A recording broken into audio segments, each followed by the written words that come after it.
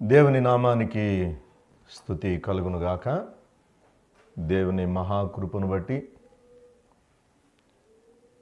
ఉపవాస దిన ఆరాధనగా ఈ దినము దేవుని వాక్యాన్ని మనము కొద్ది నిమిషాలు ధ్యానించుకుందాం. ఈరోజు దేవుని వాక్యాన్ని ధ్యానించడానికి ఏర్పాటు చేయబడినటువంటి వాక్య భాగం యోబు గ్రంథం 34వ అధ్యాయం 12వ వచనాన్ని నేను ఒక పర్యాయం చదువుతున్నాను. దయచేసి జాగ్రత్తగా గమనించండి. యోబు గ్రంథం 34వ అధ్యాయం 12వ వచనం. దేవుడు ఏమాత్రమును దుష్కార్యము చేయడు, సర్వశక్తుడు న్యాయము తప్పడు. దేవుడు ఏమాత్రమును దుష్కార్యము చేయడు, సర్వశక్తుడు న్యాయము తప్పడు. ప్రార్థన చేసుకుందాం. సర్వశక్తి మికిలి కరుణా కనికరము కలిగిన మా ప్రియపరులకు తండ్రి, నీ ఘననామానికి లెక్కలేని కృతజ్ఞతాస్తుతులు స్తోత్రాలు వందనాలు ప్రభువా. నీ పరిశుద్ధ పాదాల దగ్గర నీ సన్నిధానములో నాయన ఈ ఉపవాస దినము నీతో సహవాస దినంగా ఉండాలని నేను మహిమపరుచుకోవడానికి ఇచ్చిన భాగ్యాన్ని బట్టి నీకు స్తోత్రాలు. నీ వాక్యం ద్వారా నాతో మాతో మీరు మాట్లాడండి. ఈ ప్రార్థనతో ఏకీభవించి ఈ వాక్య ధ్యానములో పాల్గొందిన ప్రతి బిడను మీరు పేరు పేరు చెప్పున ఆశీర్వదించుమని యేసు నామమున అడిగి వేడుకొనుచున్నాను తండ్రి, ఆమేన్. దేవుని నామానికి స్తుతి కలుగునుగాక. దేవుని మహాకృపను బట్టి ఈ దినము కొద్ది నిమిషాలు మనం దేవుని వాక్యాన్ని ధ్యానం చేసుకుందాం. ముందుగా మరి వాక్య ధ్యానములో ఏకీభవించిన మిమ్మల్ని అందరినీ త్రియక దేవుని పేరిట ఆశీర్వదిస్తూ ఉన్నాను. అలానే దేవుని వాక్యము మన ఆత్మలకు తగిన ఆహారముగా ఉండాలని, ఈ వాక్యమనే పరలోకపు మన్నాతో మన ఆత్మలను మనం బలపరుచుకోవడానికి ప్రభు కృప చూపినందుకై దేవునికి కృతజ్ఞతాస్తుతులు స్తోత్రాలు వందనాలు అర్పించుకుంటూ ఉన్నాను. మరి గత కొంతకాలంగా మనం ఆమోసు గ్రంథాన్ని అధ్యయనం చేశాం. ఈ అధ్యయనానికి కారణాలు ప్రధానంగా కరోనా వైరస్ మానవ జీవితాలను అతలాకుతలం చేసిన సందర్భంగా దేవుని వాక్యము నెరవేరుతుంది అనేటువంటి మాటను ప్రజలందరూ గ్రహించడానికి వీలుగా ఆమోసు గ్రంథాన్ని మనం అధ్యయనం చేశాం. అలానే మానవుని జీవితాల్లో ఇలాంటి కష్టాలు, ఒడిదుడుకులు, శ్రమలు, ఇబ్బందులు, వ్యాధులు, బాధలు సంభవించినప్పుడు చాలా సునాయాసంగా మనిషి మాట్లాడే మాట ఏంటంటే, దేవుడు అన్యాయం చేశాడండి అంటున్నారు. దేవుడు ఇంత గొప్ప ఆపదను భూమి మీదకి రప్పించాడేటి, మానవులమైన మనకు రప్పించాడేటి. అది వ్యక్తిగతంగా అయితే వ్యక్తిగతంగా కూడా అదే పదజాలాన్ని ఉపయోగిస్తూ ఉన్నారు. వాస్తవానికి యోబు స్నేహితుల్లో చివరివాడు ఈరోజు ఏలీహు చెబుతున్నటువంటి మాటల్లో ముందు చెప్పిన స్నేహితుల మాటలనే సమర్థిస్తూ మాట్లాడిన మాటలు మనకి కనబడతా ఉన్నాయి. వీటన్నిటినీ మనం చూస్తున్నా, వీటన్నిటి విషయమై మనం ఆలోచన చేస్తున్నా, మన విశ్వాస జీవితాన్ని గురించి మనల్ని మనం స్థిరపరచుకోవలసినటువంటి బాధ్యత మనకు ఎంతైనా ఉంది అనేది ఈ ముందుగా జరిగిన ఈ కథనాల ద్వారా లేక చరిత్ర ద్వారా మనము విశ్వాసములో జాగ్రత్త పడడానికి మనకి ఇవ్వబడిన వాక్య భాగాలు ఇవి. సాధారణంగా 1960-70 మధ్యలో పుట్టిన వ్యక్తులందరూ చాలా విచిత్రమైన అనుభవాలు, చారిత్రాత్మకమైన మార్పులు, ఎన్నో విచిత్రమైన సంఘటనలు అనుభవించిన పరిస్థితులు మనం చూస్తూ ఉన్నాం. ఈ సంవత్సరాల మధ్యలో పుట్టిన వాళ్ళకి చాలా మంచి అనుభవం ఉంది. ఎందుకనంటే రేడియో ఒక వింతైన వస్తువుగా ఉంటే టెలివిజన్ వరకు మామూలు ఫోను అనుభవంలో ఉంటే సెల్ ఫోన్ వరకు, ఇలాగూ ప్రతి తినే ఆహారములో కాదు, వాడే వస్తువులు కాదు, అలాగే భూమి మీద సంభవించిన విపత్కర పరిస్థితుల్లోనే కాదు, వివిధ రకాలైనటువంటి వ్యాధి బాధలు కూడా గొప్ప అనుభవజ్ఞులై ఉన్నారు అని అనడానికి సందేహం లేదు. అందులో భాగంగా మరి మనం ఎదుర్కొంటున్నటువంటి ఇటువంటి సమస్యలు, వీటన్నిటినీ మనం చూస్తూ ఉంటే ఎంత ఘోరమైన అనుభవాల్లో, పరిస్థితుల్లో మానవులు జీవిస్తున్నారు, దీనికి ఎవరు కారకులు, ఏమిటి కారణం అనేటువంటి సందేహాలు రాకపోక ఉండటం లేదు. ఇలాంటి అనుభవంలో యోబు భక్తుని మనం జ్ఞాపకం చేసుకోవడం చాలా మంచిది. ఎందుకనంటే యోబు అనేటువంటి మాటలోనే ఒక మంచి అర్థం ఉంది. దేవుని తట్టు తిరుగువాడు. మనకు సంభవించే ఈ బాధలు, కష్టాలు, ఈ ఇరుకులు, ఇబ్బందులు, వ్యాధులు, బాధలను బట్టి మనము దేవునిని నిందించడానికి వీలు లేదు. ఆయన దుష్కార్యం చేసే దేవుడు కాదు, ఆయన న్యాయము తప్పే దేవుడు కాదు, ఆయన సింహాసనానికి నీతి న్యాయాలు ఆధారులుగా ఉన్నటువంటి దేవుడు. ఆయన అసలు నీతిని తెలుసుకోవాలంటే ఆయన దగ్గర తప్ప మరొక చోట అగుపించదు అనేటువంటి భక్తుల మాటలే కాదు, మన అనుభవ జీవితాల్లో కూడా మనం రుజువు చేయగలుగుతున్నాం. ఈ దేవుని తట్టు తిరిగే అర్థాన్ని ఇచ్చే యోబు బైబిల్లో ఉన్న భక్తులందరిలో కల్లా భక్త శ్రేష్ఠులలో ఒకడు. భక్త శ్రేష్ఠులలో ఎంత గొప్పవాడంటే, భక్త శ్రేష్ఠుల్లో ఒకళ్ళిద్దరిని ఈయనతో పాటు నేను మీకు జ్ఞాపకం చేస్తాను. నోవాహు గారు భక్త శ్రేష్ఠులలో ఒకడు, రెండవదిగా దానియేలు గారు, మూడవదిగా యోబు గారు అనేది బైబిల్లోనే ఇతరితర సందర్భాల్లో ప్రస్తావించినటువంటి అనుభవాలు కూడా మనం ఈ సమయంలో జ్ఞాపకం చేసుకుందాం.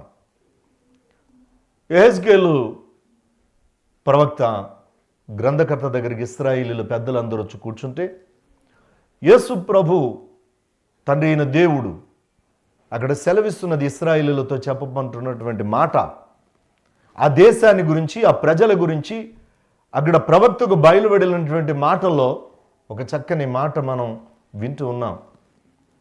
ఆ మాటలు అంటాడు, యెహెజ్కేలు గ్రంథం 14వ అధ్యాయం 14వ వచనం, 16వ వచనం, 20వ వచనం మీరు తదుపరి చదవండి. నేను 14వ వచనం ఒకటి చదువుతాను.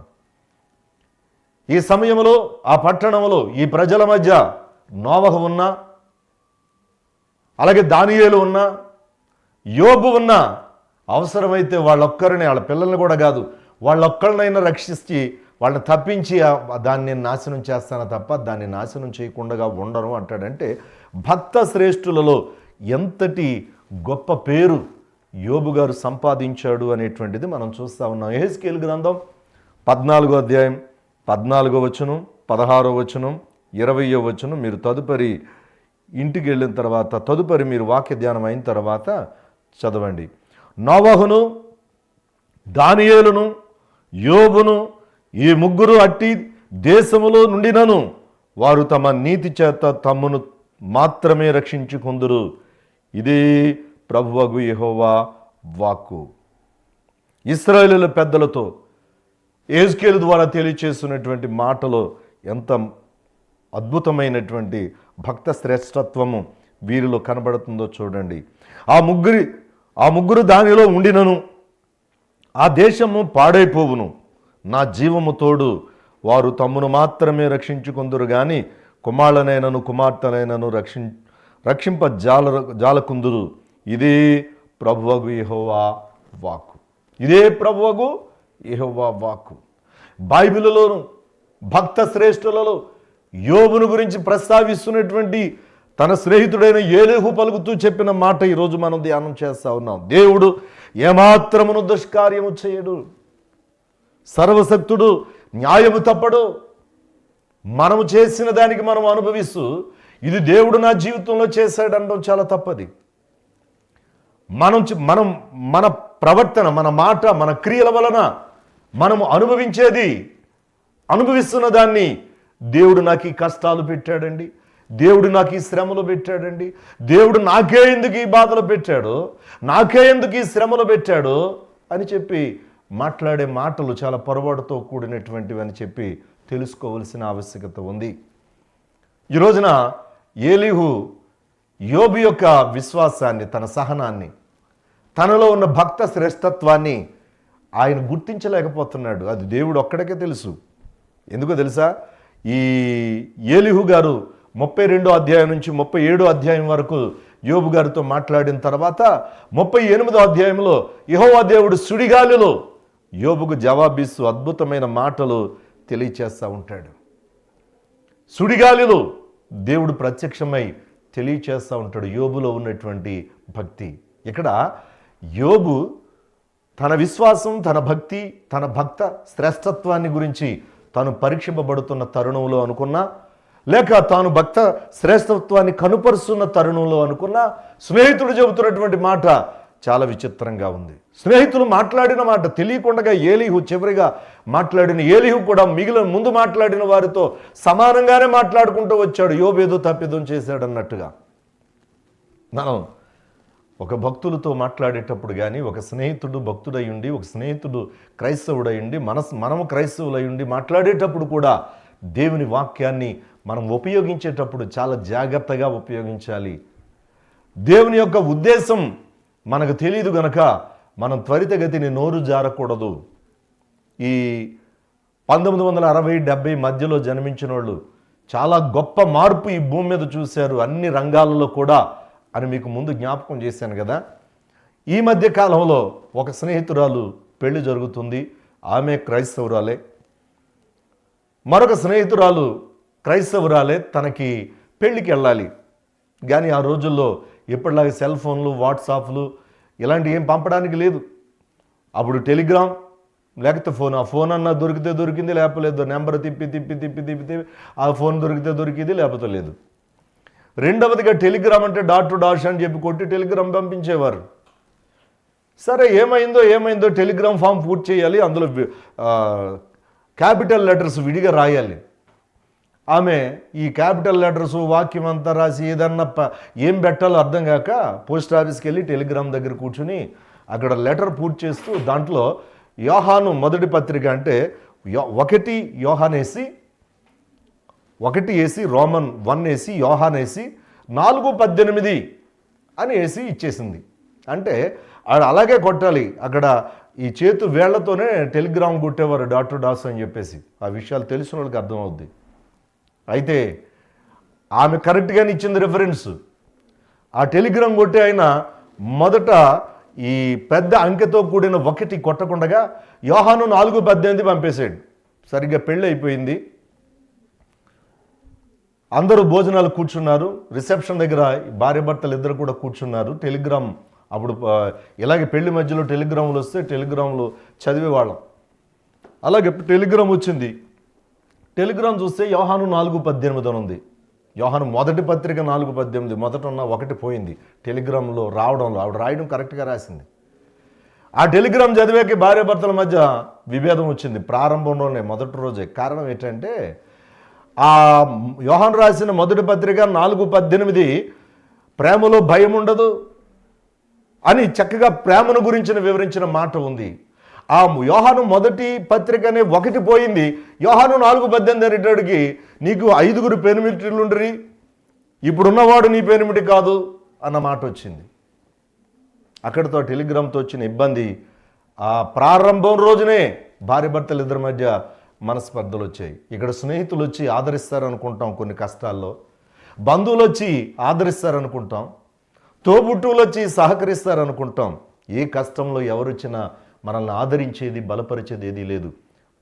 మనల్ని సృజించిన సర్వ సృష్టికర్త అయిన దేవుడి ఈ విశ్వాన్నంతటినీ ఏలే సర్వాధికారి దేవుడు తనకు ఇష్టం వచ్చినది చేయగలడు. ఈ విశ్వాన్ని అంతటినీ ఏలేటువంటి సర్వాధికారి మన దేవుడు. ఈ విశ్వాన్ని అంతటినీ ఏలేటువంటి సర్వాధికారి అయిన ఆ దేవుడు మనల్ని ఆదరించాలి తప్ప మనుషుల ఆదరణ ఏమాత్రము కాదు. యోబు గారు తన స్నేహితులు వచ్చి వాళ్ళు దేవుని వాక్యాన్ని బట్టి, దేవునిలో ఉన్న గొప్పతనాన్ని బట్టి, దేవుని మాటలను బట్టి ఆదరించాలనుకుంటున్నారు తప్ప ఆ ఆదరణ కొద్దిపాటిగా యోబు గారికి ఇబ్బందే కలిగింది. ఈరోజు ఈ టెలిగ్రామ్ ద్వారా ఆ ప్రేమను గురించి వివరించి వారి వైవాహిక బంధం ప్రేమ బంధంగా స్థిరపరచబడాలనే కోరిన స్నేహితురాలు తోటి స్నేహితురాలకి ఇచ్చిన ఆ టెలిగ్రామ్ చివరికి అక్కడికి వెళ్ళేటప్పుడు వాళ్ళ మధ్య విభేదాలు రప్పించినట్టుగా ఈరోజు వచ్చిన స్నేహితులందరూ కూడా యోబు గారిని బాధించారు. తన కష్టంలో తనల్ని ఇబ్బంది పెట్టారు తప్ప తనకి ప్రయోజనమేమీ లేదు. మరి ఈ రోజున యోబుతో చివరిగా వాదించిన స్నేహితుడు ఈ 32 నుంచి 37 అధ్యాయాల్లో మాట్లాడిన ఏలీహు. ఆ ఏలీహు అర్థం కూడా చాలా మంచి అర్థమే. ఈయనే దేవుడు. ఏలీహు అంటే ఈయనే దేవుడు. ఆ ఏలీహు చెబుతున్న మాట, దేవుడు మనుషులపైకి పంపించబోయే లేక పంపించే శిక్షలు ఇమిడి ఉన్న దేవుని న్యాయాన్ని ఏలీహు స్పష్టీకరిస్తున్నాడు, దాన్ని సమర్థిస్తున్నాడు. దేవుడు మనుషులపైకి పంపించే ఆ గొప్ప శిక్ష, ఆ శిక్షలో ఇమిడి ఉన్న దేవుని యొక్క న్యాయాన్ని ఏలీహు సమర్థిస్తున్నాడు. నువ్వేదో తప్పు చేస్తుంటావు, నువ్వేదో దేవునికి విరోధంగా జీవించుంటావు, నువ్వేదో దేవునిని బాధపరిచే అనుభవంలో ఉండుంటావు, అందుకే కష్టం తప్ప ఏంటి దేవుడు ఎంతగా నిన్ను ఆశీర్వదించి హఠాత్తుగా ఇన్ని బాధల్లో పెట్టాలి? అసలు జరిగిన కథ అంతా ఆ పూర్వపు స్థితి అంతా వీళ్ళకి తెలీదు, అది దేవునికి తెలుసు. చివరికి యోబు గారికి కూడా ఆ విషయం తెలీదు. గనక మనకి ఆపద కలిగిన, ఇబ్బంది కలిగిన, కష్టం కలిగిన మనుషుల చెంత చేరే కన్నా, మనుషుల వద్దకు చేరే కన్నా, మనుషుల వద్ద విన్నవించుకునే దానికన్నా ఆ మోకరించి దేవుని దగ్గర ప్రార్థన చేయగలిగితే ఆ దేవుడు మనల్ని, ఈ సర్వాన్ని సృష్టించిన దేవుడు, ఈ సర్వ సృష్టికర్త అయిన దేవుడు, విశ్వాన్నంతటినీ ఏలే సర్వాధికారి అయిన దేవుడు మనకున్నటువంటి ఆ బాధను మనలో నుండి తొలగించి మనకి సంతోషాన్ని ఇవ్వగలడు. బైబిల్లోనే కాదు, లోకోక్తుల్లో కూడా సహనానికి యోబు గారిని ఒక సాదృశ్యంగా చూపిస్తూ ఉంటారు. సహనం అంటేనే యోబు అన్నట్టుగా చెబుతూ ఉంటారు. యాకోబు పత్రిక ఒకసారి మనం చూస్తే 5వ అధ్యాయం 11వ వచనంలో చక్కని మాట ఈయన గురించి జ్ఞాపకం చేయబడ్డది. నేను చదువుతున్నాను, చూడండి. సహించిన వారిని ధన్యులు అనుకొనుచున్నాము కదా, మీరు యోబు యొక్క సహనమును గూర్చి వింటిరి, ఆయన ఎంతో జాలియు కనికరమును గలవాడని మీరు తెలుసుకుని ఉన్నారు. ఈ కష్టాలు, ఈ బాధలు, ఈ వేదనలు, ఇబ్బందులు, సహనము, ఓపిక, మంచితనం ఉన్న వాళ్ళకే ఇవి వస్తూ ఉంటాయి, అవి తటస్థిస్తూ ఉంటాయి, ఎదురవుతూ ఉంటాయి.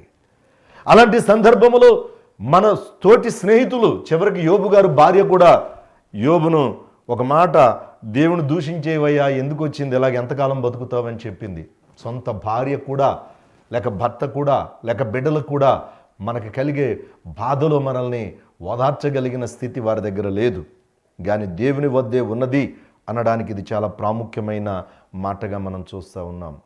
దేవుడు మనుషులపైన పంపించే శిక్ష, అందులో ఇమిడి ఉన్నటువంటి దేవుని న్యాయాన్ని ఏలీహు వివరిస్తున్నాడు. మనం 12 వచనమే చదివి ధ్యానం చేస్తున్నాం. ఒకసారి 10 నుంచి 15 వచనాలు వరుసగా చదువుతున్నాను, చూడండి, ఇది అర్థం అవడానికి. విజ్ఞానము గల మనుషులారా, నా మాట ఆలకించుడి, దేవుడు అన్యాయము చేయుట అసంభవము. దేవుడు నాకు అన్యాయం చేశాడని చెప్పి అనొద్దు. దేవుడు అన్యాయము చేయుట అసంభవము, సర్వశక్తుడు దుష్కార్యము చేయుట అసంభవము. అది జరిగే పని కాదు, అది సంభవము కాదు, అది అసంభవము. నరుల క్రియలకు తగినట్టుగా ఫలము ఆయన వారికి ఇచ్చును. ఒకవేళ ఈరోజు ఈ భూమి మీద ఉన్న ప్రజలు కరోనా వైరస్ లేక భూకంపము తదితర మరి ఏదైనా ఒకవేళ ఇటువంటి శిక్షలకు గురవుతున్నారంటే వారి క్రియలకు తగినట్టుగా ఫలాన్ని దయచేసే దేవుడే తప్ప ఆయన దుష్కార్యము చేసే దేవుడు కాదు, అన్యాయము చేసే దేవుడు కాదు. నరుల క్రియలకు తగినట్టుగా ఫలము ఆయన వారికిచ్చును. అందరికీ వారి వారి మార్గములను బట్టి వారికి ఫలమునిచ్చును. ఎవరు నడిచే మార్గాన్ని బట్టి, ఎవరి మనసుకు తోచిన మార్గాన్ని బట్టి వాళ్ళు నడుస్తున్నారు కనుక వారి వారి మార్గాలను బట్టి వాళ్ళకి ఫలాన్ని ఇస్తాడు. అందులోనే ఈ మాట మనం చదివింది, దేవుడు ఏమాత్రమును దుష్కార్యము చేయుడు, సర్వశక్తుడు, న్యాయము తప్పడు. మనం చదివిన మాట 13, 14, 15 కూడా చూద్దాం. ఎవడైనా భూమిని ఆయన చేతికి అప్పగించినా, ఆయన చేతికి అప్పగింత పెట్టాడా ఎవడైనా భూమిని? ఎవడైనా సర్వ ప్రపంచ భారమును ఆయనకి అప్పగించినా, ఈ ప్రపంచ భారం అంతా ఆయనకి ఎవరైనా అప్పగించారా? అసలు ఆ మాట అనడానికే అర్హత లేని మానవత్వం మంది. ఆయన తన మనస్సు తన మీదనే ఉంచుకొని ఎడల, తన శ్వాస విశ్వాసములను తన యొద్దకు తిరిగి తీసుకొని ఎడల, శరీరులందరూ ఏకముగా నశించెదరు, నరులు మరలా ధూళి అయిపోదురు. ఆయన తన మనస్సు తన మీదనే ఉంచుకొని ఎడల, నిజంగా ఆయన మనసు ఆయన మీద ఎట్టుకుంటే మనం ఇక్కడ బతకలేం. రెండవదిగా తన శ్వాస విశ్వాసాన్ని తన దగ్గర పిలుచుకుంటే, ఈరోజు మాట్లాడుతున్న నా నాసికారంధ్రాల్లో, వింటున్న మీ నాసికారంధ్రాల్లో ఆ శ్వాస, ఆ గాలి, చూస్తున్న సృష్టి అంతట్లో కూడా ఆ గాలి, ఆయన శ్వాస ఆయన దగ్గర పిలుచుకుంటే ఒక్క మనిషి కూడా బ్రతికుండడు. ఇంతటి విశ్వాన్ని ఏలే, విశ్వాన్నంతటికి అధికారి అయినటువంటి దేవుడు న్యాయము తప్పే దేవుడు కాదు. ఒకవేళ మన మార్గాలను బట్టి, మన క్రియలను బట్టి, మన జీవితాన్ని బట్టి, మనం అనుభవిస్తున్న దాన్ని బట్టి దేవుడు చేశాడు అని మాత్రం దయచేసి అనొద్దు. ఎందుకు తెలుసా? దేవుడు దుష్కార్యం చేసేవాడు కాదు, దేవుడు అన్యాయం చేసేవాడు కాదు. చాలా సింపుల్గా మాట్లాడతారు, దేవుడు నాకు అన్యాయం చేశాడండి, దేవుడు నాకు అన్యాయం చేస్తున్నాడండి. ఈ లోకములో ఏమి జరిగినా సరే అది నాలో అవనాయి, నీలో అవనాయి. మనం యోబు గారి గురించి ఇప్పుడు చదువుతున్నాం కదా, యోబు గారికి ఒళ్ళంతా చర్మం లేకుండా పుండైపోయినా, గోక్కోవడానికి గోర్లు లేకుండా గోర్లు కూడా ఊడిపోయినా, చావు బ్రతుకుల మధ్య కొట్టుమిట్టాడుతున్నా, ఈరోజు లోకంలో కరోనా వైరస్ను బట్టి అనేక వేల మంది చనిపోతున్నా, లక్షల కొద్ది వ్యాధిగ్రస్తులైనా, కోట్లాది ప్రజలు ప్రాణాలు అరచేతుల్లో పెట్టి భయపడుతున్నా, ఈ తప్పిదం అయింది కాదు. జరిగే ఈ విపత్కర పరిస్థితులకు దేవుడు దుష్కార్యం కాదు. ఇది జరిగే ఈ విపత్కర పరిస్థితులకు దేవుడు మన ఎడల అన్యాయం చేయలేదు. ఆ మాట అనడానికి మీరు ఎట్టి పరిస్థితుల్లో సాహసించొద్దు. దేవుడు న్యాయవంతుడు, దేవుడు దుష్కార్యము చేసేవాడు కాదు. ఈరోజు యోబుకి చర్మం లేదంటే, ఈరోజు యోబు ఒళ్ళంతా పుండై ఉందంటే, ఈరోజు యోబు అనేక వేదనలో ఉన్నాడంటే, తనకు వచ్చే దురదను గోక్కోవడానికి గోర్లు కూడా లేనంత వేదనలో ఉన్నాడంటే, యోబు గారు గురించి వాళ్ళ స్నేహితులు వచ్చి మాట్లాడుతున్న మాటలు కూడా ఒకసారి మనం జ్ఞాపకం చేసుకుంటే, ఈ లోకంలో ఏమి జరిగినా, లేక వింటున్న నీ జీవితంలో ఏం జరిగినా, చెబుతున్న నా జీవితంలో ఏం జరిగినా, లోకములో ఏమి జరిగినా సరే, మనుషులపైకి ఎలాంటి విపత్తులు వచ్చినా సరే, బాధలు వచ్చినా సరే, పచ్చి నిజం ఏంటో చెప్పనా? దేవుడు మాత్రం తప్పు చేయడు. దేవుడు తప్పు చేయడు. అలాంటప్పుడు మన మార్గాలను బట్టి, అలాంటప్పుడు మన తప్పిదాలను బట్టి, అలాంటప్పుడు మన క్రియలను బట్టి మనము ఫలము అనుభవిస్తూ దేవుడు అన్యాయం చేశాడని, ఆయన దగ్గర న్యాయం లేదన్నట్టుగా మాట్లాడొద్దు. అసలు న్యాయం అంటేనే ఆయన ఉంటేనే న్యాయం ఉంది, ఆయన లేకపోతే న్యాయమే లేదు. ఆయన సింహాసనానికి నీతి న్యాయాలు ఆధారాలుగా ఉన్నాయి గనుక ఎలాంటి విపత్తులు మన జీవితంలో సంపాదించినా, ఎలాంటి బాధలు వచ్చినా సరే, ఈ లోకంలో ఏమి జరిగినా సరే, మనుషులపైకి ఎలాంటి విపత్కరమైన పరిస్థితులు, కరోనా కాదు ఇంకా ఎలాంటివి వచ్చినా సరే, పచ్చి నిజం, దేవుడు తప్పు చేయలేదు. దేవుడు తప్పు చేయలేదు. మనుషులు ఏమి చేస్తారో దానికి సరిపోయే ప్రతిఫలాన్ని దేవుడు ఇస్తున్నాడు అంతే. మనుషులు ఏం చేస్తారో దానికి సరిపోయే ప్రతిఫలమే ఇస్తున్నాడు అంతే తప్ప దేవుడు అన్యాయం చేయలేదు. దీని గురించి నా కీర్తనకారుడు ఒక మాట అంటాడు. 62వ సంకీర్తన, నేను ఒక పర్యాయం చదువుతున్నాను చూడండి. 62వ సంకీర్తన 12వ వచనం. ప్రభువా, మనుషులకందరికీ వారి వారి క్రియల చొప్పున నీవే ప్రతిఫలం ఇచ్చుచున్నావు. ప్రభువా, మనుషులకందరికి వారి వారి క్రియల చొప్పున నీవే ప్రతిఫలమిచ్చుచున్నావు, కాగా కృపచూపుటయు నీది. నీవే ప్రతిఫలం ఇస్తున్నావు. ఇక్కడ ఒక్క చిన్న సూక్ష్మజీవి, చిన్న వైరస్, నేను మొన్న వాక్యంలో కూడా జ్ఞాపకం చేశాను. నేను ఈ మిడతలు, కప్పలు, ఈ పంటని నాశనం చేసే పురుగులు, ఇవన్నీ దేవుని యొక్క సైన్యం. అలాంటి తన సైన్యంలో ఒక చిన్న సూక్ష్మజీవిని పంపి వివిధ దేశాల్లో వివిధ రకాలైనటువంటి క్రియాఫలాలు పొందుకోవలసిన దేశాలకి, ప్రజలకి, అందరికీ ఒకటే సూక్ష్మజీవితో గుణపాఠం చెబుతున్నాడు. ఇక్కడ దేవుడు అన్యాయము చేయలేదు. నీతి న్యాయాలు ఆయన సింహాసనానికి ఆధరువులు. కీర్తనలో 97వ సంకీర్తన 2వ వచనంలో ఈ మాట మనకు కనిపిస్తూ ఉంది. చూడండి, మేఘాంధకారములు ఆయన చుట్టూనుడును, నీతి న్యాయములు ఆయన సింహాసనమునకు ఆధారములు. నీతి న్యాయములు ఆయన సింహాసనమునకు ఆధారాలు. మరి ఈరోజు ఒక తీర్మానంతో ఈ వాక్యాన్ని ముగించుకుందాం.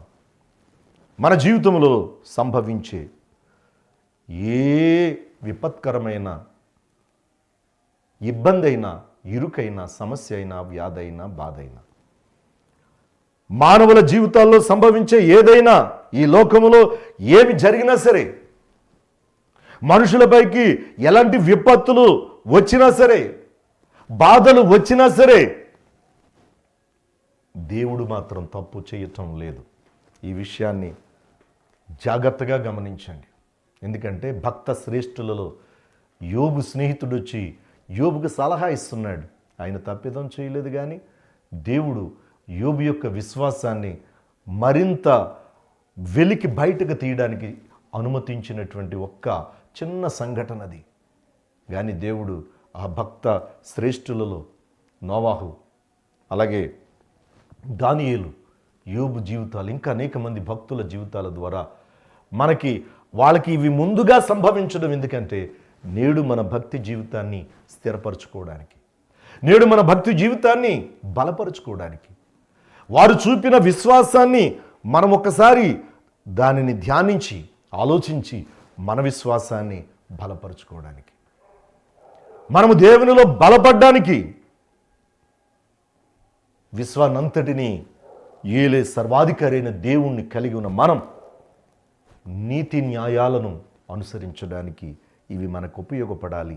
గనక ఈరోజు దేవుడు ఏమాత్రము దుష్కార్యము చేయుడు, సర్వశక్తుడు, న్యాయము తప్పడు.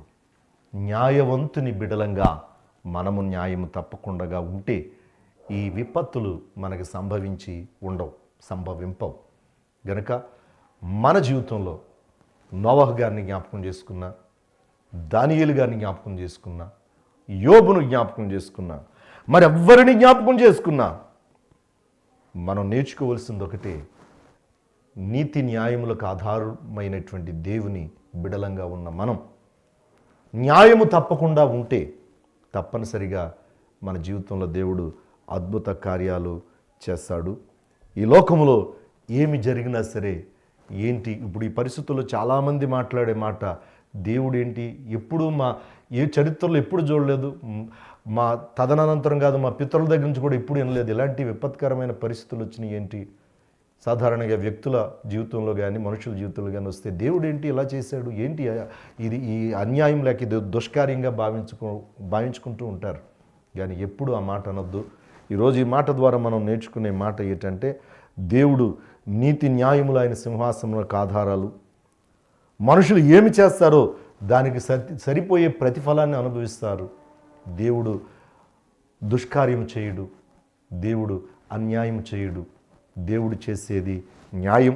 గనక యోబు తన జీవితంలో కనుపరిచినటువంటి భక్త శ్రేష్టత్వాన్ని ప్రకటిస్తున్న నా జీవితంలో, వింటున్న జీవితం, నీ జీవితంలో కూడా ఈ భక్త శ్రేష్టత్వాన్ని లోకానికి చూపించడానికి మనకు సంభవించే విపత్తులు, బాధలు, కష్టాలు, వ్యాధులు, ఇవన్నీ అవి అలాగూ మనం ఉపయోగించుకోవాలి తప్ప దాని ద్వారా కృంగిపోకూడదు.